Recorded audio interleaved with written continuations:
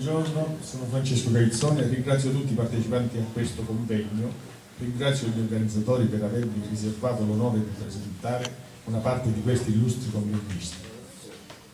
Presiede la prima sessione di questa giornata la dottoressa Chiara Pirotti e il primo relatore della mattinata è padre Alessio Mandanchiotis, archimantrite del rito greco e erede della più genuina tradizione del monachesimo italo-greco, presente nella cuspide peloridana sin dall'epoca bizantina. Coerentemente al suo ministero, vive da eremita tra i monti che si affacciano sul mare di Milazzo e le isole Olie.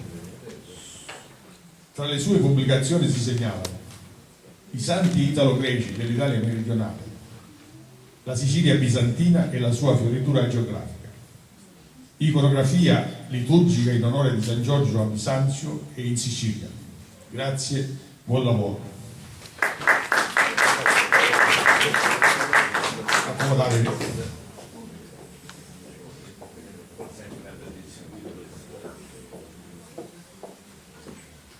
dottoressa Chiara Pirotti, padre Alessio.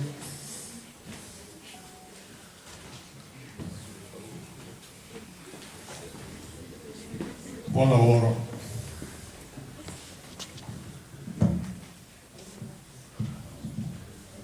Buongiorno, ringrazio gli organizzatori, in particolare l'infaticabile Filippo Invesi che ha confezionato, organizzato in brevissimo tempo un altro prestigioso convegno. Devo dire che sono molto colpita, commossa dalle parole della padrona di casa, Vera Giorgianni, perché ha raccontato la storia di questo luogo che io non conoscevo, soffermandosi non tanto sulla pars destruens, ma anche il lavoro, le istituzioni non sostengono la cultura, la stampa è assente, quanto sulla pars construens, che si è fondata per la sua famiglia sul lavoro, sull'amore per la cultura, sulla passione e sui sogni, che sono alla base della mia vita, per cui mi sento molto vicina a questo progetto, che è sulla cultura e sull'amore, sulla riconquista di un territorio che è anche riconquista dei lavori, che riconquista della gente, che riconquista anche dell'umiltà, della costruzione di un paese. Per me sono appunto i valori più importanti che io conosca. E con questo spirito di amore, di umiltà, mi accingo a presiedere questa sessione nella quale ognuno dei relatori darà il suo contributo, ben consapevole che è soltanto un piccolo passo, un piccolo gesto d'amore alla comunità riguardo ai propri studi, sapendo che sono soltanto una briciola del grande scibile che è fuori di noi, che è sopra di noi e che non potremo mai comprendere. Per cui con lo spirito proprio del contributo e del confronto passo subito la parola a padre Alessio per la prima relazione.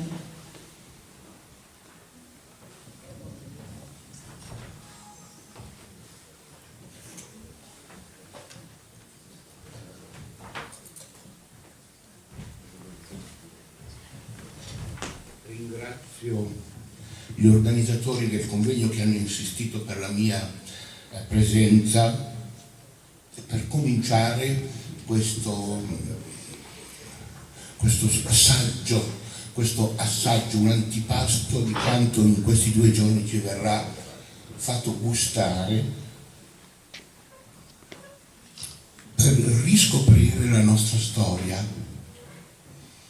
È un po' il ritornello della mia vicenda, perché ogni volta che devo affrontare un aspetto della tradizione che in qualche modo si riferisce alla mia vita, noto con sgomento ignoranza completa, generale, assoluta di quello che dovrebbe essere invece un patrimonio di tutti i siciliani, perché tranne gli studiosi appunto che si tuffano in questo mare magnum, devo dire che i miei concittadini e regionali sembrano non percepire la bellezza e la profondità del patrimonio di civiltà che ci è stato lasciato. E quindi mi imbarazzo e trovo un certo pudore a parlarne, perché ho l'impressione sempre di dire cose che non interessano a nessuno, o ad alcuni soltanto che ne apprezzano, come dire, l'importanza, o di battere un chiodo che ahimè non riesce a stare appeso alla parete, perché tutto ciò che si aggrappa cade. La presenza di Bisanzio e della sua civiltà assumono per l'Italia un significato speciale, perché l'Italia è stata l'interlocutrice europea più vicina e privilegiata. Quindi non si esagera affermando in senso positivo e negativo che la storia e la civiltà di Bisanzio sono inseparabili da quelle dell'Italia. E già questo desta stupore. Cosa ci importa a noi di Costantinopoli, di Bisanzio in Oriente? Noi siamo in Sicilia, siamo in Italia, siamo in Europa. E qui è uno degli errori storiografici, metodologici, perché la Sicilia è una parte dell'Oriente, non dell'Occidente. Se geograficamente è al centro del Mediterraneo, come civiltà, come geografia appartiene all'Africa, come cultura appartiene all'Oriente, diciamo, dell'Europa, Oriente. Se per altre nazioni occidentali lo studio di Bisanzio può essere un lusso marginale ed episodico, per l'Italia è una necessità costante. Sono parole di uno studioso gesuita di studi bizantini, il professor Carmelo Capizzi, che presentava il suo volume La civiltà bizantina nel 2001 nella editrice Jacobu, che io ho portato nel mio breve riassunto introduttivo a una conoscenza della spiritualità di Bisanzio nella nostra terra. Dunque, l'argomento che mi è stato proposto è altisonante e forse promette più di quanto poi può mantenere. Bisogna fare un po' lo spelling.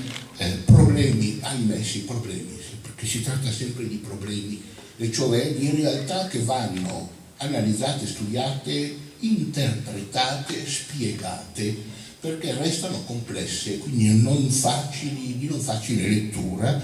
Problemi di storia.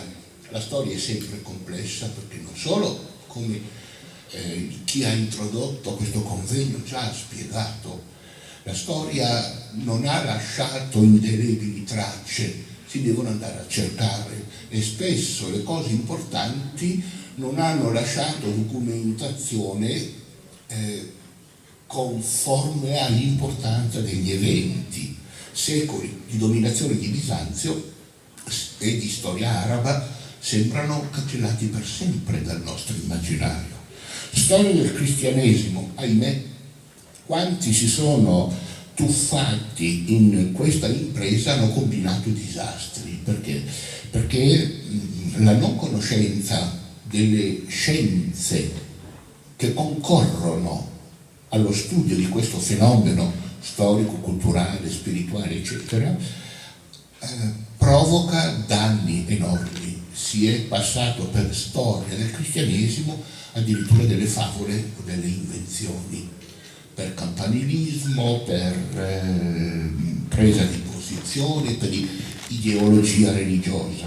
Il cristianesimo antico e medievale ancora di più, perché la poca documentazione o la nulla documentazione ha spinto studiosi addirittura a inventare di sana pianta fatti, personaggi o episodi che non sono mai esistiti tra Oriente e Occidente, perché la Sicilia è veramente un ponte tra Oriente e Occidente, e quindi non si può parlare di Sicilia, della sicilianità del nostro territorio, senza tener conto che lo sguardo non è rivolto a nord all'Europa, ma la nostra terra è rivolta a Oriente, perché da là sono venute le varie forme di civiltà che hanno fatto ricca questa terra. Perciò il collegamento e continuità ideale con il tema di storia dell'origine del cristianesimo nella Sicilia nord-orientale, cui si è dato qualche fondamentale accenno nello scorso convegno, l'argomento di quest'anno affidatomi dagli amici promotori e organizzatori riguarda problemi ancora oggi irrisolti e io temo irrisolvibili, riguardanti la storia della diffusione, del radicamento locale del messaggio evangelico in epoca subapostolica e le vicende drammatiche e conflittuali che hanno interessato il nostro territorio, secondo argomento, in epoca medievale, riguardanti le realtà ormai di fatto inconciliabili e antagoniste, sottolineo, inconciliabili e antagoniste tra cristianesimo d'Oriente e cristianesimo d'Occidente, perché la Sicilia è stata questo campo di battaglia. Non vi voglio annoiare con una lettura che stancherebbe anche gli studiosi e gli studenti che mi ascoltano, tanto più che poi negli atti potranno leggere se vorranno. Ritengo che sia meglio una presentazione così di getto, in modo da interessare, accorciare i tempi e non annoiare. Quando ho letto alcuni mesi fa l'ultimo volume pubblicato dalla libreria editrice Vaticana, un collettaneo, un insieme di studi affidati ai migliori studiosi locali di storia delle chiese di Sicilia, pensavo finalmente di trovare qualcosa che chiarisse le origini del cristianesimo. Mi sono trovato ripetute, martellate, tesi, ipotesi fantasiose che i documenti riportano senza un minimo di analisi, di critica e di vaglia dell'autenticità. Mi riferisco alla storia del cristianesimo non solo nella Sicilia orientale, delle origini, perché in questi volumi affidati a grandi studiosi si continua ad affermare che il cristianesimo nel messinese è giunto già agli inizi del I secolo, il che fa rizzare i capelli a chi è studioso di storia, punto e basta. Chi è studioso di storia del cristianesimo conosce bene la difficoltà che ebbe il cristianesimo a diffondersi e ci si domanda come è possibile che si sia immaginato un cristianesimo del V-VI secolo con tutta la struttura ecclesiale, vescovi, sacerdoti, diaconi, fedeli, cattedrali, eccetera, nella prima metà a 20 anni di distanza dalla morte di Cristo. E purtroppo si ripetono queste bugie. In Messina non abbiamo documentazione prima del secondo, terzo secolo. Gli studiosi dicono sì, questa è l'epoca in cui il cristianesimo, ma una città di un porto di mare come Messina, dove la comunità ebraica a cui si rivolgevano i primi cristiani tace, non abbiamo reperti mentre ne abbiamo per la Calabria, che il paganesimo abbia accolto trionfalmente l'Apostolo Paolo, no? Addirittura da organizzare un senatus populusco messanensis che va a Gerusalemme a salutare la madre di Cristo, che sicuramente stava ritirata e nascosta come le donne ebree e che certamente gli apostoli conservavano e custodivano come la cosa più preziosa, no? Vuol dire veramente paragonare la storia del cristianesimo alla favola di Pinocchio. E siccome le bugie hanno le gambe corte, mi pare il naso lungo, per continuare a ripeterlo vuol dire non avere amore per la verità. È impossibile che San Paolo, che sbarcherà per la prima volta almeno 20 anni dopo in un naufragio dove ha attraversato tutto il Mediterraneo in tempesta tra Libisci e Scirocco, arrivando naufrago a Malta e poi perché incatenato con il console a Siracusa e poi a Reggio, come dice Luca riportando, non si capisce perché non sia passato per Messina, perché Messina non era niente a quell'epoca, era un porto di mare. Ma Messina è sempre stata l'antagonista di Catania e di Palermo, quindi non era possibile che l'Apostolo non fosse passato, non era possibile che non avesse detto qualche parola, avrà detto buongiorno forse, non so, Calimera Sasso avrà detto probabilmente, se qualcuno lo ha salutato. Non abbiamo tracce della comunità ebraica. Palermo, nello stesso volume, origini della comunità ecclesiale del primo secolo, è una bugia più grossa. Non si può. Se si deve fare storia religiosa in queste condizioni, allora è meglio chiudere i libri e lasciare che altri più competenti si diano da fare. È un po' il mio invito. Le ipotesi sono tre gli studiosi che ormai lavorano in simbiosi e in equipe, aiutandosi con i dati computerizzati, la diffusione dei culti orientali, la diffusione nelle comunità ebraiche, la diffusione nei porti di mare, come dalla città si diffondeva in campagna, quali personalità potevano in qualche modo recepire, eccetera, eccetera, e dunque da rivedere tutta la storia del cristianesimo delle origini in Sicilia, e quindi Pancrazio di Taormina, Marciano di Siracusa, Berillo di Catania, l'Apostolo Pietro invia. L'Apostolo Pietro non inviava nessuno perché non era il Papa di Roma, come è stato poi valutato, era un apostolo, ma Antiochia era il centro della missione cristiana, quindi da Antiochia sì, sia che ci fosse Pietro sia che non ci fosse Paolo, a leggere gli scritti sembra che non esista San Pietro, che non abbia alcuna autorità se non per scontrarsi con San Paolo. Dunque il cristianesimo delle origini diverse da come ci è stato finora, o spesso in modo capzioso presentato, senza nulla togliere alle verità di fede, che sono evidentemente insindacabili e inattaccabili. Non intendo mettere in discussione la fede quanto le affermazioni che sono restituite di base storica. E quindi la faccenda della storia della Madonna della Lettera, sì, è una bugia, purtroppo. Una bugia inventata intorno al 300 e al 400, forse ci entra pure Costantino Lascaris, sembrava uno scherzo, sembrava una buttata, e la cosa è sfuggita di mano, perché fece uno scalpore immenso, non ebbero il coraggio di dire mea culpa, e da allora ancora oggi c'è che la difende a spada tratta. Il testo poi che è stato recepito è un tale falso che nessun filologo si periterebbe mai nemmeno a leggere, perché dalle prime parole direbbe ma questo Prio antico del V-VI secolo non è. Ci sono tre ipotesi: l'ipotesi mitologica, mitopoietica. No, è così, siamo sicuri, certamente, ma come lo documenta? Non lo posso documentare, ma io so che è così. Ipotesi della necessità storica. Se a Roma c'è la comunità ebraica, non è possibile che a Val Guarnera, a Carro Pippi non ci fosse una comunità ebraica. No, così non si può fare storia. Ma a Corinto c'è un certo Berillo, quindi a Messina potrebbe essere un certo Bacchilo, quindi Bacchilio. No, non inventiamo i nomi, non sdoppiamo, facciamo Napoleone e Bonaparte come due personaggi, perché così non si può fare. Terza ipotesi, archeologica.